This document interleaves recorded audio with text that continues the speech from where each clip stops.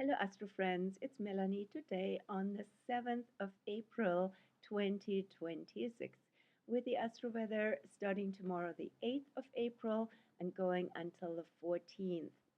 Typically a week from midweek to midweek. That's the sequence, that's the rhythm here. So, yeah, we've come out now of the full moon, the first full moon of spring on the 1st or 2nd, wherever you are on planet Earth, of April. And now we're waning, we're winding down to the new moon, the first actual first new moon in spring as well, at the very end of Aries. And that will be on the 17th in 10 days of April with so much unheard of amount of Aries energy. So we definitely want to bring that new moon already into the picture. And along with two planets this week moving into Aries as well. The first will be Mars on the 9th, going until the 18th of May, and then followed by Mercury, who's been the longest time in Pisces, including the retro phase we've had, and finally going into Aries as well. Mercury wasn't well positioned in Pisces. We're going to talk about that. So there is new dynamics coming in. Mercury will enter Aries on the 14th and will be in Aries until May 2nd. So that will add to this massive agglomeration of Aries celestial bodies. I want to show you the chart right away because this is where it's at and we're moving in that direction. So here is the chart of the new moon coming in on the 17th of April. And as you see at the time, there will be in early Aries, having come out of Pisces, Mercury freshly in Aries, Mars freshly in Aries, and they line up with Neptune and Saturn, which entered Aries in end of January and mid-February and had their alignment on the 20th of February. As we know, that was quite the initial, ignition for what has come down in the meantime. And on the other side, at the very end of Aries, we have then the new moon, sun and moon, together with Chiron and Aries, E-R-I-S, marked her next to Chiron. So we're going to discuss about these two major factors, and altogether, as you see, 8 celestial bodies, super concentrated. I don't think I've ever seen anything like that, honestly, in 25, almost 26 years of my astrology practice. And in one sign, so as many planets in one sign is super rare. I would say in one sign, there was a lot going on in Capricorn in 2020, but not 8, not 8. So as many in one sign, maybe in a decade, right? But especially in Aries, super relevant because that also is the spring equinox point that followed basically that Saturn-Neptune alignment. In a way, it brings it out even more strongly. Aries is the emergence of the new. It's the launch of a new era, in fact, right? And we see that more activated with starting with Mars. That will be from the 9th of April on. In its own sign, Mars has been in Pisces since early March, and that has been also a dynamic together with Neptune in Aries because they were or coming out of this mutual reception. So in each other's signs, Neptune in the sign ruled by Mars and Mars in the sign ruled by Neptune, reinforcing their issues while it's actually a very complex, entangled, chaotic situation when it came especially to these new precedents of war. And now Mars, the warrior planet, is moving into its own sign and passing Neptune this week, almost immediately, right? And that will be part coming out and being even more catalyzed through the new moon. So as Mars will pass Neptune on the 12th and then pass Saturn. When's that actually? Just on the day, no, 2 days after the new moon on the 19th. So this will be super important phase now, um, at the end of the Aries season. A big, yeah, very dynamic, very volatile, and how can we, as I had a discussion yesterday with a friend, how can we add to this energy field? What is our responsibility and our capacity, says Saturn, right?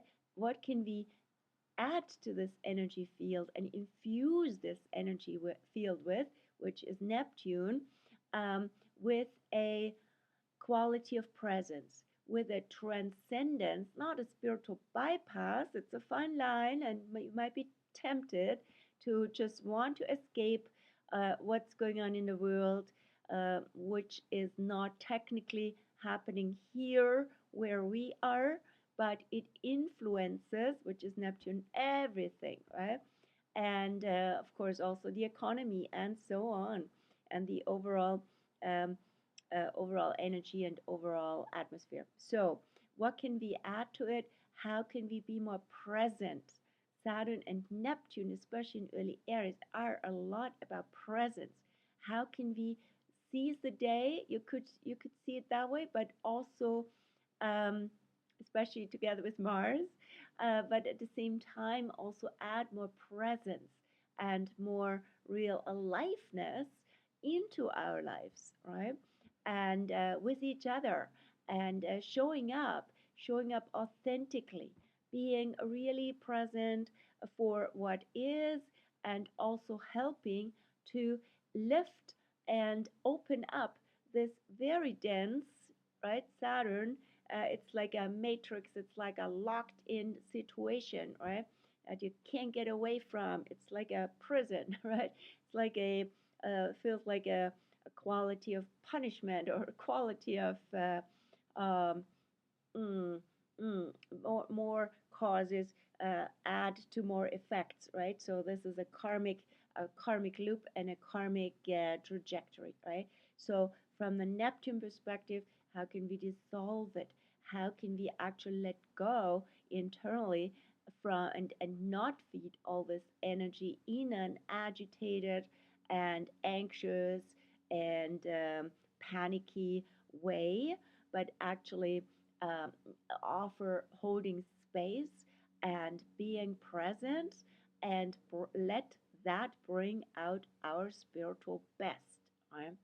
And Saturn Neptune in conjunction, in combination, are also about spiritual teachings. So how do we apply the spiritual teachings now as the rubber hits the road, right? In this moment, in this situation, what is our go-to, and how do we show up with it, right? And how does that generate better karma, right? So as Mars enters Aries, Mars is a warrior energy, and that warrior energy can be expressed in many ways, right? Warrior is a neutral term. It's about courage, bravery, showing up, and moving forward with who we are, being bold, being courageous, and taking initiative, right? And also taking in the medicine of spring, right? This is also Neptune, a Chiron in Aries is the one that is furthest. Is it? Yeah, close to the new moon, right? But currently furthest away, actually, in Aries is Chiron, and followed by Aries, ERIS. The new moon is coming, but as I said, the medicine of spring. The medicine of spring is everything is fresh and alive.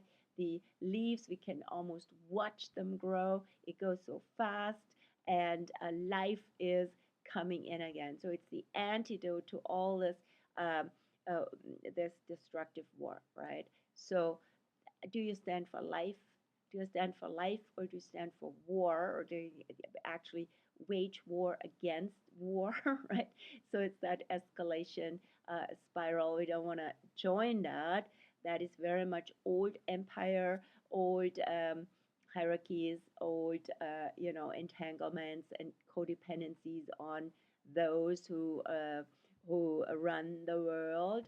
And yes, we're all affected, and humanity is coming together very strongly with this, right? And that is also, of course, the effect of Pluto in Aquarius, which you can see here. Pluto in Aquarius is actually at this point and will be very strongly aspected, aligned by this early Aries energy, which gets even stronger from Mars and Neptune, right? So humanity, a new discussion, a new conversation, and with Mars, new actions, new initiatives, new precedents, right? So, and yeah, so evolution. What would evolution of humanity rather than devolution into the Stone Age, into the very regressive and aggressive energy? What would that look like? How can we be freer? How can humanity be freer? And how can um, new systems, which is also Aquarius, help with this? And we have then Mercury entering Aries as well this week on the 14th of April until May the 2nd. Did I say that? Yep, that's true. Until May the 2nd. And so Mercury has not been very well positioned in Pisces as we have seen, but again, it depends how you live it, right? There's different aspects, there's pros and cons, there's gifts and everything. And yet, that whole chaotic energy and that lack and miscommunication that has happened a lot in this one, with Mercury having gone retrograde and also in Pisces in end of February, literally started on the 25th and went until March. When did Mercury come out of retro? Technically, that was mid. That was actually only at the spring equinox on the 20th. It was seemed to be also very long Mercury retrograde, and as I said, all in Pisces. So literally all the stuff when it all came down in the Middle East, and showing us that through bad communication and miscommunication, a lot of chaos can ensue, right? And now, as Mercury leaves Pisces, where it's also in exile, it's opposite Virgo, which it rules, where it's all about reason and rational and organized thoughts. The Pisces energy is wonderful for arts and for associations, but not great for strategy per se, right? And things can if you don't know the connections of how things are actually, it's very fluid, right? It's been a very fluid situation, and things can really shift just like waves, right? And come back at you, so to say, right? And now the Mercury will go into Aries, where Mercury is traditionally much better positioned. It's considered the esoteric ruler uh, of Aries is Mercury, right? In other words, it's a brilliant and quick and fast mind. It's actually very instant, very immediate, right? Knowing immediately also what to say in the moment, right? Of being very present in that regard, and very quick-witted too. Mercury is also trickster, and so making quick choices, showing up, and also maybe something that has been brewing in you in this Pisces energy is actually coming out now, and shows how you authentically think. And this is all about also mental acuity and presence and courage, right? So we have to talk about these things, and people do, right? What's going on with the wars? and that we don't want. This is a Saturn in Aries. We don't want, humanity doesn't want these wars. And this is also very apropos Saturn in Aries, as I said, which was also on in the mid 60s with the Vietnam War, right? So here are recurring cycles. And with Neptune in Aries, by the way, it's a recurring cycle of the US Civil War. And that doesn't have to happen again, and not on that level. But of course, we're seeing the big divide happening regardless. And Saturn says, how do we get out of this? In German, they have a saying, wie komme ich aus der Nummer raus? How to get out of this gig?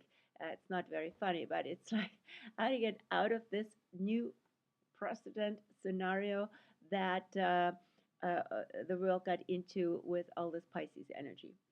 And so at the end of Aries, we will see with the Aries new moon, as I said, Chiron currently leading, and followed immediately by Aries, ERIS. Chiron passed Aries on the 21st of March, which was a big deal because they have been dancing around each other, and Aries has always been also leading.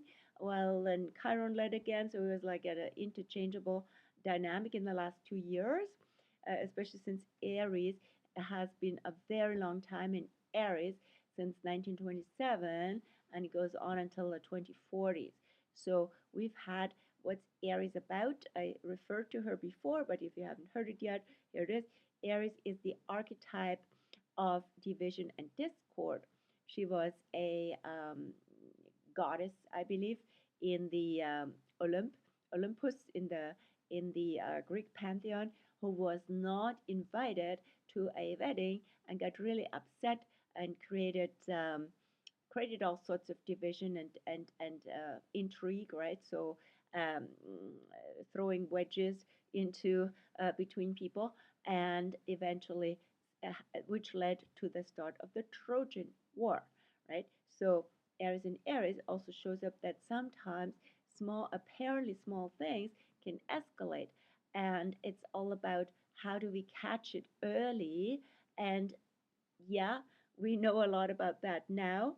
Things are underway, but also Chiron says, how do we heal it? How do we actually heal from this whole situation? And where does it all start?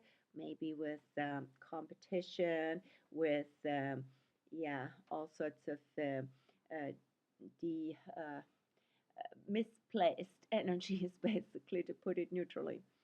And so, what's also going on this week? We have Venus now in Taurus. This is beautiful, an antidote to very grounding, enjoyable antidote to all this Pisces Aries energy. Venus is currently ahead, and she is in Taurus in her own sign. As I said, Mars will also go into its own sign. In that regard, very good combination. And she helps us enjoy spring, ground, and also root ourselves and be go for what's pleasant and slow down, and the joy of slowing down, the joy of taking the world in with all our senses. It's very much Venus in Taurus. Venus, as you see in this chart of the new moon, Venus will approach Uranus. And still at the very end of Aries, Uranus will, this is big news also, besides this new moon, I would say the new moon is massive, but also Uranus will, at the end of the month on the 25th, enter Gemini fully. Right? It has been on the cusp since last year, and Uranus will enter Gemini. And just in that shift, um, over the cusp from Taurus to Gemini, Venus aligns with Uranus, and Venus and Uranus move into Gemini together. So this is pretty cool because it's about awakening our senses. That's very much about Uranus in Taurus together with Venus, and also having, breakthroughs through actually going where the voice, right? This is the voice point from Taurus to Gemini. It's about the senses. Do you hear the voice of nature? Like literally voices of nature, birds, but also does nature call you?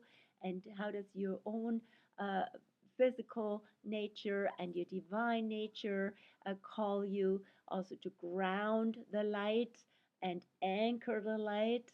And it's all about Uranus still.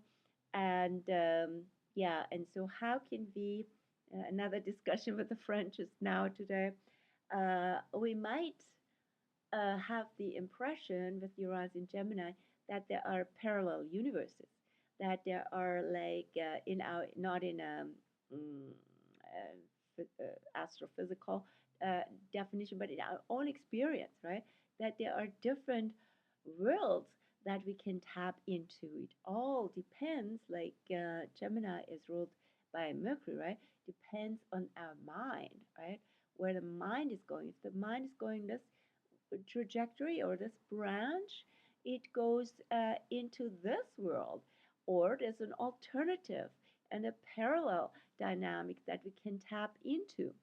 And that can, of course, on the Gemini sort of pathological side, can make us feel kind of schizophrenic or, divided. But it also calls to, as always with Gemini, to alchemize, to bring together these dualities and these polarities. That's the original notion also of Gemini, is the twins, and the twins need to alchemize, need to come together, just like the caduceus of Mercury, right? Mercury, the messenger, has a staff with the two snakes, with the two serpents that wind around the staff and come together actually on the top. And this is also an alchemical process of yin and yang, or of dualities and polarities, right? Because the mind, with its two hemispheres, tends to flip back and forth and can be very occupied in the rational analytical left brain, or be then flipped to the right brain. How can we bring it together? And that's really the art, right? That is really the art also of the genius, right? Of Renaissance woman or man, right? This is something that's calling us, but we need to be aware of that, right? If it just happens randomly, we might feel um, quite divided, right, with this Uranus in Gemini.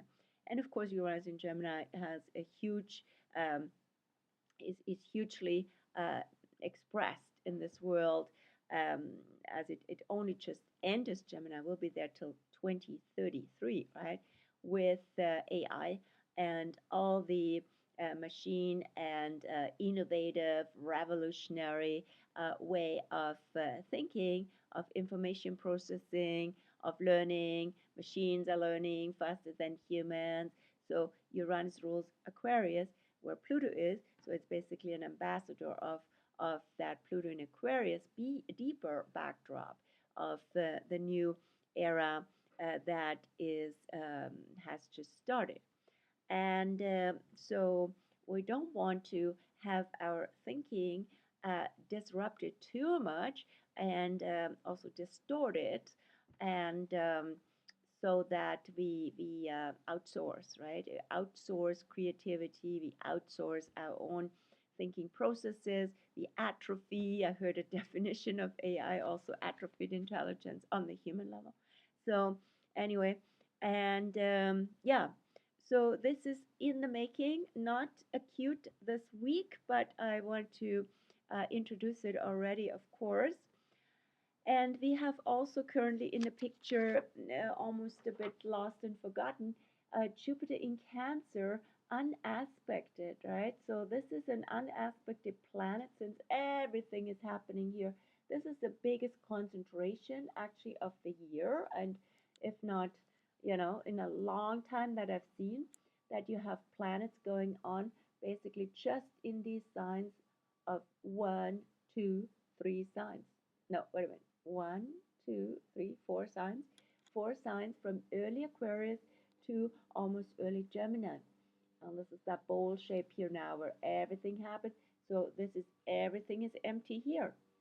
Um, and then including Jupiter, right? So Jupiter is happening mid Cancer, but it's not actually connected with any of this, but it has a life of its own. But that is also means if you have an affinity with Jupiter in Cancer, especially if you have anything in mid towards later Cancer, um, you can you can go into that field actually feeling the gratitude, like really the gratitude for life, for family, for community, for feeling caring, right? The what you can whom you can care for, what you can care for, and that we are one human family. So the family is not like a tight knit um, kind of you know atomic piece, but is vast, right? This is also Jupiter, right? And so, uh, yeah, what else is going on this week? Speaking of Cancer ruled by the moon, where is the moon? And still in Sagittarius, which is beautiful. Yesterday and today were the 2 days of the week of the month when we had also mutual reception of Jupiter in Cancer ruled by the moon, and the moon in Sagittarius ruled by Jupiter, right? So we have these two in combination feeding into each other.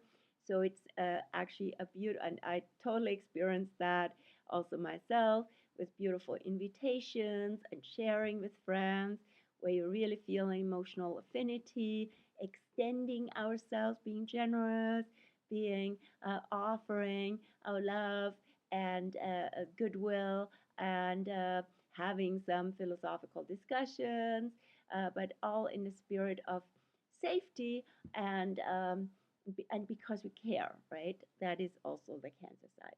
Then the moon will enter, and that combination of moon in Sagittarius while Jupiter is in Cancer still will also happen in early May, actually on May the 3rd and 3rd, 4th, and then again once more in June, actually end of May, on May 30th, 31st, with even the full moon in Sagittarius, right? Super, super cool.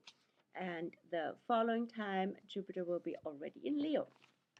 So, so beautiful windows here of, yeah, celebrating the gifts of love, affinity, connectedness, our tribe, and where we actually feel understood, and we can offer also a lots of extend our love. And so the moon will go into Capricorn tomorrow, the Wednesday the 8th at 5:04 a.m. This is Pacific, and will be in Capricorn all day Thursday and Friday until the late afternoon. So moon in Capricorn with Aries Sun, it's a square. It's tension. This is a half moon, a waning half moon, and so the moon per se is not so well positioned in Capricorn. It all depends what you do with it. It's a fantastic time for gardening, of course, of doing, also since a waning moon, doing cleanup, organizing yourself, being practical. Thankfully, another earth sign is activated with all the fire, and also long-term planning, right? So being realistic. Sagittarius is inspired, is very positive. Capricorn is more realistic and says, okay, so what needs to be in place? Looking at priorities and also our energy resources, right? So this will be quite on our minds and in our hearts with the moon in Capricorn, while Mars also will enter Aries and we have the half moon. Then the moon will enter Aquarius on Friday, which is the Orthodox Good Friday. We're now in the Orthodox um, Holy Week, and always 1 week after the Christian, Western Christian um, Easter. And we have the moon then going into Aquarius on Friday, as I said, in the afternoon at 4:55 p.m. and will be in Aquarius all day Saturday the 11th and even all day Sunday the 12th, Orthodox Easter. Yeah. And so Aquarius moon, of course, will pass Pluto. So this is also quite the energy of the month. Once a month, Pluto, the moon passes Pluto uh, when she is freshly in Aquarius. And so again, humanity, community, friendships, really important, feeling into that, but also tuning into what's going on in the system, what's going on in the for our future, right? This is where Aquarius. And since the Pluto connection is there, we're also tapping into deeper layers of it all and maybe shadow. I mean, there's no shortage of that right now. But the moon really brings it out, and it will show you also who your friends are. Then the moon will go into Pisces in the early, late night of the 13th. We'll be in Pisces on the 14th and go then into Aries on the 15th. That's already in the next Astro Week. But so literally, this Astro Week ends with a Pisces moon um, before the moon goes into Aries, where she will be new. So Pisces being especially in the waning phase, quite an outflow, a release, and also clearing the energy, right? And just it would be good to really go with the flow and be really at ease. Maybe also being by the water, in the water, and rather than get feeling inundated and overwhelmed otherwise. Then we are now, lastly, forgot to mention that before, here it is, we're now in the second central part of Aries, which goes from the 31st of March typically until the 9th of April, and that has a Leo undertone. So this is very expressive. This is about showing your colors. Also, all the colors of nature are popping out, and yeah, so it's about authenticity. It's about also autonomy and being bright and expressive, right? Then it actually can be a very spontaneous and playful energy too. Then the moon goes into, sorry, we are moving into the third decade of Aries from the 10th on until the 19th. So the new moon will be there as well. And you can see it in the chart. That's basically the last 10 degrees of Aries, 10 degrees of Aries where the sun will be in those days, and the new moon. And that has a Sagittarius undertone. So Aries Sagittarius combination is also like this is your life, this is your journey, this is your path. It can also bring out um, your philosophy, right? Your way of thinking and how that makes you unique and how you need to stand up for that. And so to be authentic and genuine in terms of what we really believe in and show up for that. So that's it for the Astro Week, and I wish you a beautiful, a very dynamic, invigorating, enlivening energy with it, Aries. And as I said, let's add better, higher vibrational energy of Aries into the overall picture. Take care, and if you want to read up these more about these dynamics of the planets shifting, Mercury into Aries, Mars into Aries.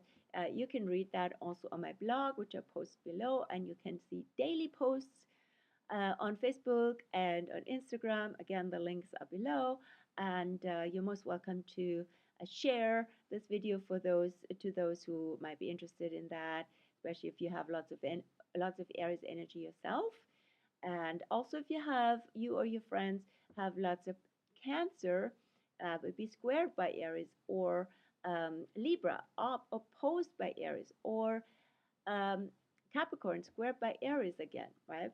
So definitely affected. And if you want to jump up, I still have a few spots available for my Aries special at the occasion of so much Aries energy. I have a special for everybody with Aries energy since the 4th until the 14th.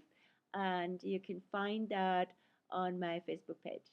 So, wishing you a beautiful week and hope to see you in real life. And otherwise, you see me again on this channel. Cheers.